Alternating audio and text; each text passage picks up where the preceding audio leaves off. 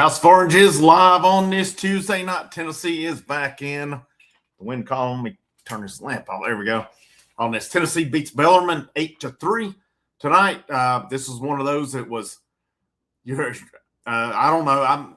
I kind of caught it midway through, so I didn't see the whole game, but I was texting a buddy on it, and it's like, the comments about not being able to get a hit and stuff. But finally, the seventh inning happened. Some things got going. It was good to see some guys get some hits. A lot of dudes, a different starting lineup, but you got plenty of guys who got at bats tonight as well. So you take it. Was it beautiful? No, but a win is a win, especially when you come off of the weekend that they just had. And then, of course, you go into this weekend. It's going to be a big weekend for this team to kind of see where they stack up on this as well. I'll be curious to see how they come out on that one. But hit that like, hit the share, hit the subscribe. In the descriptions are links for the channel memberships, channel Patreon as well. Super chat, super thanks are greatly appreciated on here as well. But Tennessee was up. Let me kind of get back to it. Of course, midweek game, they threw a lot of guys. They batted a lot of guys on this one as well. I don't think it was one that was ever in doubt, but still yet it was one for a little bit that was interesting. But 1-0 going into the seventh, and all of a sudden they bust out for 7 runs. Bellarmine helped them out some, but the good thing this time is when they got helped out, they made them pay for it as well. Looking through, let's kind of take a look at the lineup here tonight. Let's look the box score on this thing from utsports.com, and I'll hit your comments here in just a few. We'll go just a little bit on here just to discuss it. But Jay Abernathy leading off again tonight. He's settled into that role already. My thing with it from the get-go, I was like, give me Ford and Brown at the top. Once Jay Abernathy started hitting, other guys were not hitting, obviously. It's like with his speed and stuff, let him try it. And he's got 5 hits in 2 games since. 3 stolen bases tonight. 407 average. The last inning, Icefelder got the pinch hit. He did strike out. I was glad to see him get an at-bat, though. Henry Ford 0 for 5 on the night. Henry Ford did have a stolen base. I guess did they count when he got home, I guess maybe. But Levi Clark 1 for 3, had a couple of walks on the night. Trent Grinlinger did come in to catch later on. Chapman 0 for 2. Chapman had a couple of walks. Evan Hankins pinch hit later on for him. He struck out in his 1 at bat on it. The interesting thing to me, and I noticed this, was Garrett Wright was in center field the last inning. So I just wonder if he's able to swing a bat yet or not. I know they've talked about it that he could be back soon. So I think that's got to be a positive on it. But, based on it, I can't remember what you called the injury. It was somewhere, in his wrist? Correct me if I'm wrong on this one. But said it'd be a matter of how he felt. And there may be some uncomfortability with that as well. But Garrett Wright was pretty interesting. Blaine Brown 1 for 4. 3-run bomb tonight. Hopefully that gets him going here as well, because he was I know he was 0 for 10 against Kent State. He was 0 for 3 up to that, and then he hits a bomb. Hopefully that gets him going. Good sign. Tyler Myatt started in left field tonight, 2 for 4. He had a double on the night. Finley Bates got the start at second, 1 for 2. They did get Chris Newstrom in. He was 0 for 1. He walked on the night, too. He kind of got things going in that 7th with that walk, and it went from there. Hunter Hyatt, 0 for 3. He started at first base tonight. He did have a sac fly on the night. Had an RBI, had a run scored. Ariel Antigua got the start at short, 0 for 2 on the night. This could be a big one here on it. Manny Marin come in later on, 7th inning. Manny with the 2-run bomb. And then Manny, they called it a base hit. I thought it kind of should have been. It was in the hole. The guy bobbled it a bit, and he hit it hard. He had 2 good at-bats tonight. So, you wonder over the weekend, too, how much Manny's hand was still bothering him. So if you get him going, because I'll say this, here's kind of my thing with Antigua and with Manny Marin. I think Antigua's probably got more range in the infield. Manny can play short, no doubt. I think when it comes to the bat, though, I think Manny's got a bit better bat than Antigua. I really do. So this is hopefully a good scenario here to get Manny Marin going here, because Tennessee needs, specifically these sophomores, they're factored in to be a big part of this program. And Abernathy's done a good job up to this point, but you need more out of Clark, Marin, and Newstrom. Hopefully this gets some of those guys going, because I think the ceiling for this team is much higher with those dudes. I really do on that one. Pitching wise tonight, Blaine Brown got the start again. 1 inning, 1 hit, 1 walk, 2 strikeouts, 19 pitches, 12 strikes. Cameron Appenzeller just went 1 inning. He got the win. No hits, no runs, a walk, no Ks, 16 pitches, 10 strikes. Taylor Tracy, 2 innings for him. No hits, no runs. I want to see Taylor Tracy bat. We've seen him pitch twice now, but the dude was mashing here in the pizza series and stuff before. I want to see him bat more than I want to see him pitch right now. Nick Abraham, 2 innings, 3 hits. Sawyer Deering made his debut tonight. 1 inning, 1 hit, a walk, and a strikeout. 5 batters faced. Mark Handy come in, 1 inning, 1 strikeout, and then we saw Chandler Day make his debut. He got hit a little bit on it, but still yet I want to see these freshman pitchers on these midweek games, especially ones that really shouldn't be in doubt like tonight on this one. But Day, 1 inning, 4 hits, 3 runs, had a walk, had a wild pitch. Again, he got hit a little bit, but again, glad to see him get some time in here tonight as well. So that kind of hit your box score tonight. And now, I had said before last weekend, I said we get through the first couple of weeks and then it gets real. Well, it got real this past weekend in a hurry with Kent State. And, I was still sitting here and saying Kent State was a decent team. Tennessee should not have lost that series this week. They did so much wrong in that one. And, I guess you play a veteran team like that and you make the mistakes, they can make you pay. And they had returned, I think I saw 7 out of 9 starters last year. They returned dudes who had pitched on there. I mean, I know they added a couple transfers as well. Tumas, I think it was the Texas transfer.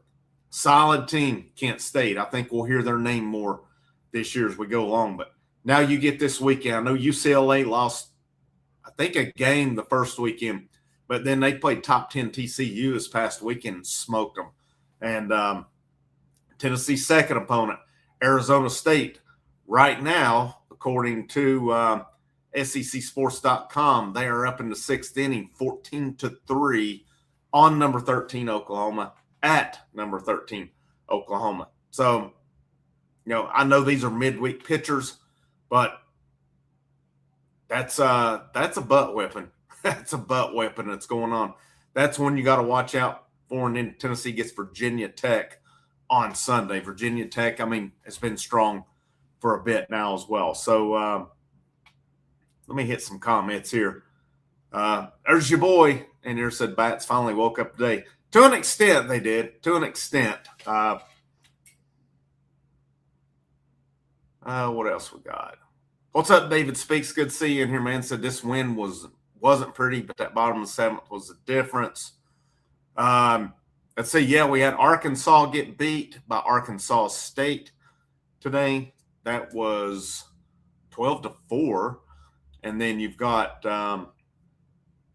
Oklahoma's getting smoked right now as well. I'm trying to see anything else. You got Mississippi State's up big.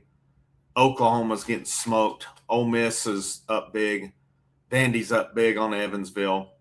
Florida's down 2-0 against Florida International. A&M Lamar looks like just started. Same with Alabama Southern Miss. That's a little bit of a test for Alabama. We might find out a little bit about them on that one. Rio Grande Valley in Texas plays later on. LSU McNeese plays later on as well. Tennessee won. Arkansas goes down. Missouri smoked Arkansas Pine Bluff on it. So, yeah, it's looking pretty likely you got 2 big SEC upsets on that. That's That is the beauty of midweek baseball. It's never a given. It's never a given, especially if you get into some of these in-state games like Arkansas State and Arkansas. I know Arizona State's not in-state with Oklahoma, but that's a pretty solid program too that they're playing. Yep, absolutely on that. Top guys, I'm encouraged on Jay Abernathy, Ford 0 for 5.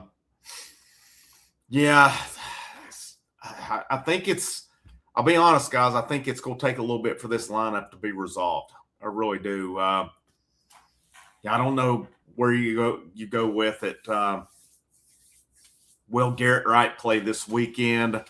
When will we see Blake Grimmer back as well? I mean, that's going to be the key. I think both of those guys are going to factor in pretty heavily. Somebody asked on Garrett Wright's injury. I know it's, what do they call it here? I'm looking it up right now.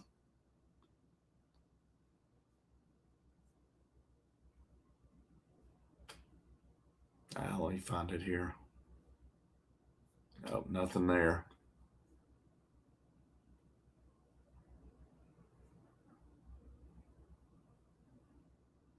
All right, I think we got something here. Let me see. It's definitely a hand injury. Let me see exactly what it was called. When I see it, I will know it. Isn't that the way it always works? So, let's see. Elander back when it happened. This is from January the 19th. This article's from worldbaseball.com. It does quote volquest.com, though. Elander states just a baseball injury. It's going to happen, especially when guys hold their bat a certain way. So long-term, no real concerns there. Wow, they really went real in depth on that one. It's a hand in. There is a specific name for it, though. Let me. I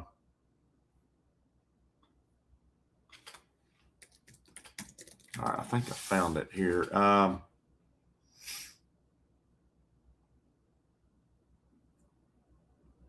Is it called the hamate bone?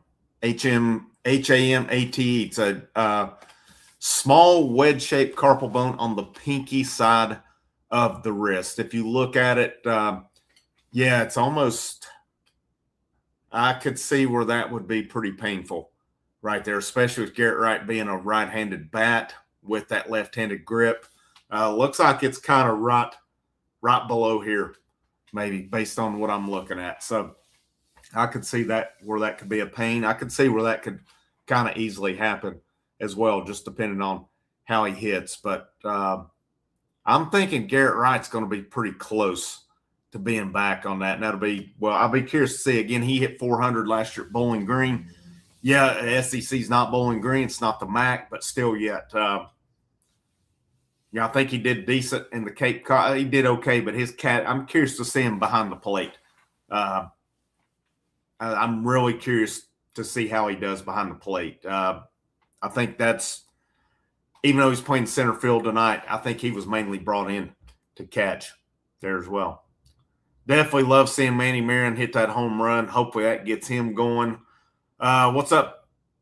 What's up, Papa J? Good to see you in here, man. Said yes, it's closed far too long.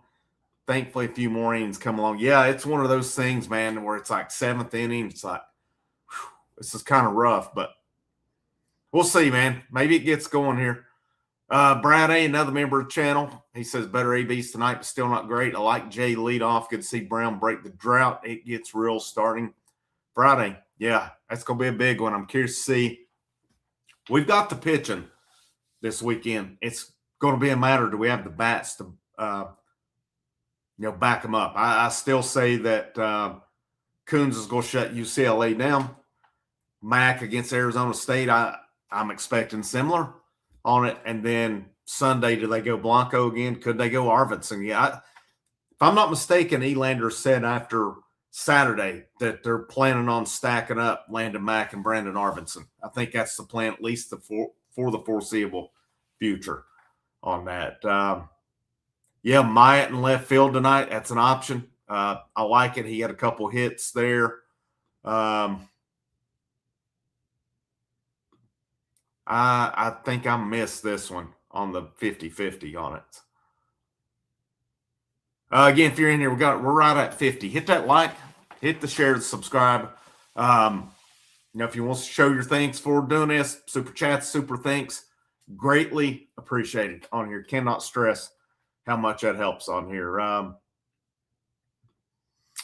What's up, Hunter Spencer? I hope we get more fired up this weekend, which don't seem as fired up. Yeah, I mean, I've noticed even on some of the home runs, it's just kind of a nonchalant little jump. Maybe that's, I don't know. The other teams were trying to see if they could dunk a basketball doing it. Now, I can't remember on last year, but yeah, these guys just kind of, some of your pitchers, I can see that firing them, especially your opening weekend guys. I'm not seeing it much out of the lineup. So we'll see on that one. Maybe they'll get a little fired up this weekend. All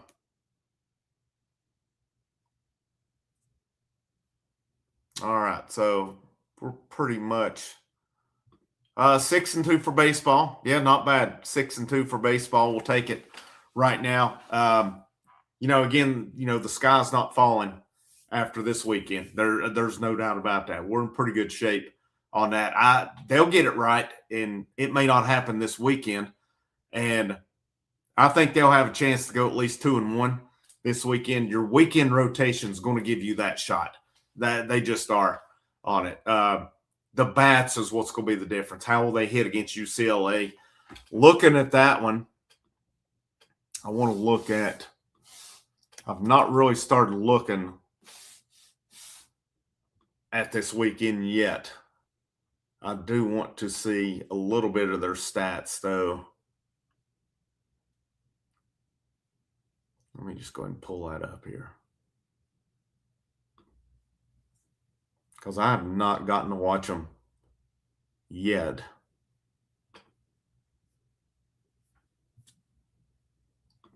Here we go. This is what I want, game by game on it. So UCLA, let's see, they played UC San Diego, won the first two, lost on Sunday 8-7.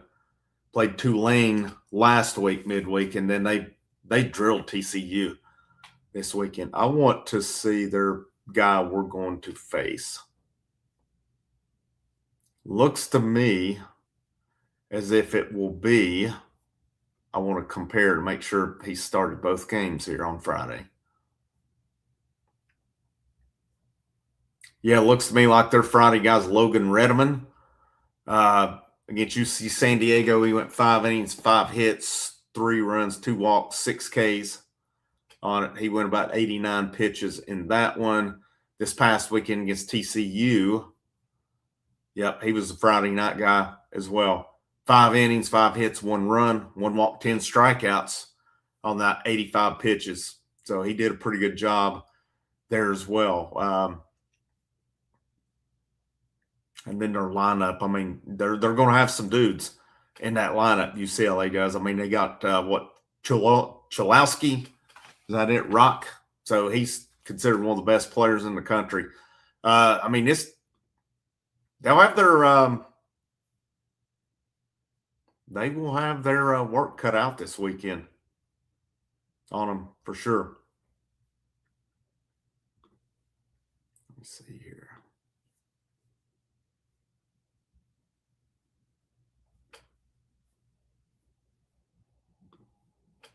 I mean, unless they change it up, Tennessee's facing Redmond. I would think that's where they go. He's pitched both Friday games. So from what I'm seeing, Moss come in Saturday on basketball. No, I've not given up on basketball. It's not been a priority. And some of the game times, I'm not doing a post game tonight at 9 o'clock. I'll try to do something tomorrow on basketball. But a lot of the game times and stuff have just not been convenient for me with basketball this year, whether it's these late night games, even the Saturday ones, man. It seems like every time Tennessee plays, I've got something going on. And yeah, we'll get back into basketball, but definitely with tournament and stuff. I mean, just to be honest, the channel's not really been a priority in my life for a good bit, but I'm trying to get back to that point where I'm not saying it's not a priority, but there's just been other things on it. But hopefully getting back to that, we'll get back going with it as well. Baseball, definitely fun to talk about, regardless, win or lose, still fun to talk about along the way. About 21 minutes in. I don't know if there's much more on that one. Again, UCLA. It'll be a test. I'm excited to see Coons go against this team. I got confidence in him. He'll get the job done on that one. I just want to look at a couple things. Yeah, Moss is a reliever for UCLA, so he's coming out of the pen on Saturdays. We could see him on it. Maybe they change it up if it's close on Friday, but he has pitched game 2 both weeks so far. Let's see what Arizona State's got. I'll kind of kill a little bit of time here getting through it, kind of get a little bit ahead on these. All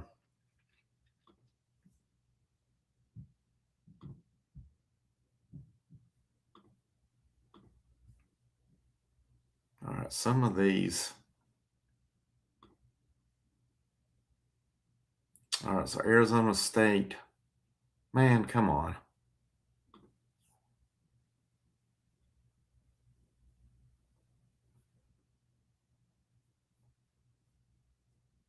I'm trying to see. They just got it as season PDF. If I can get the game by game here, that's what I'm wanting to see.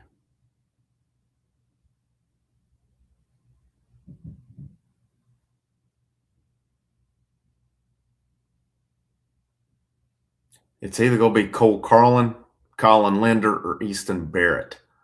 Carlin 1.64,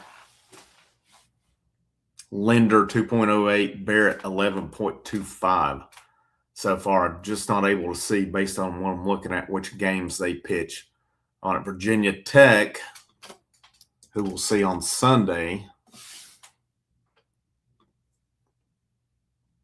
Let's see if maybe theirs is a little more updated here.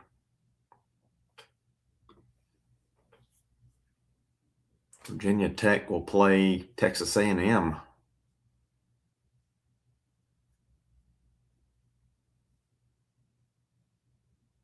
Dang, Virginia Tech got smoked by Rutgers on Friday. That's their only loss so far, too. All right, I want to look at the Sunday. Nope.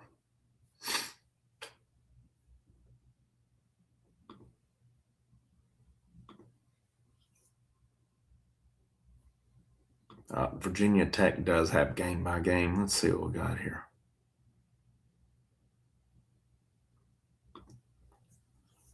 All right, so Sunday guy looks like Ethan Grimm started this past weekend against Rutgers. Let's see if that's kind of consistent with when they played William and Mary. Yep.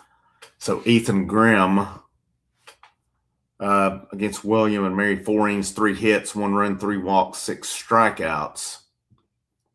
Rutgers, 3 2/3, 5 hits, 2 runs, 2 walks, 6 strikeouts in that one. So definitely a guy who's striking out more than innings pitched for sure on it.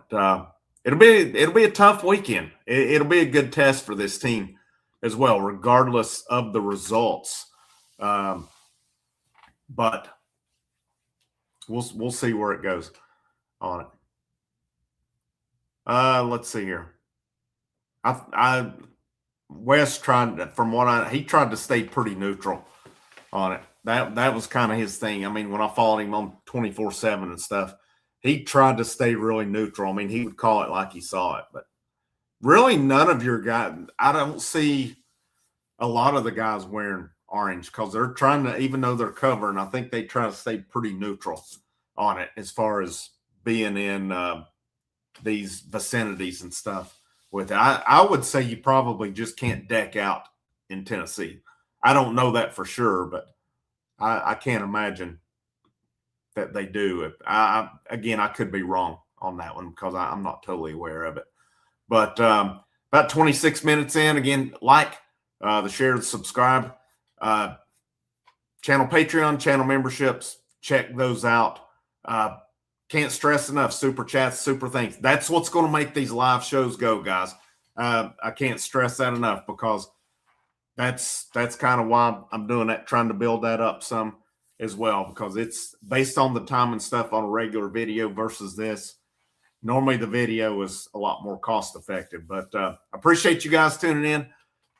If you're a member, if you're a Patreon, I'm going to try to figure out how to get you a link to come on Friday. We're going to do, I think we'll plan on doing that watch party on Friday here. It may be close to it. I'm cutting it pretty close with that being, if I'm not mistaken, that's a 4:30 game. Or I'm sorry, I think it's a 4 o'clock game on Friday. Let me pull that up here real quick. Let's see. It is 4. That's going to be cutting it close for me. Maybe we'll get going on it when we can get going on it. Let's just put it that way. I'll get home as quick as I can on it. But I'm going to wrap it up on that one, guys. Y'all have a great rest of your evening. This is Frank. This is the House of Orange, and I'll see you when I see you.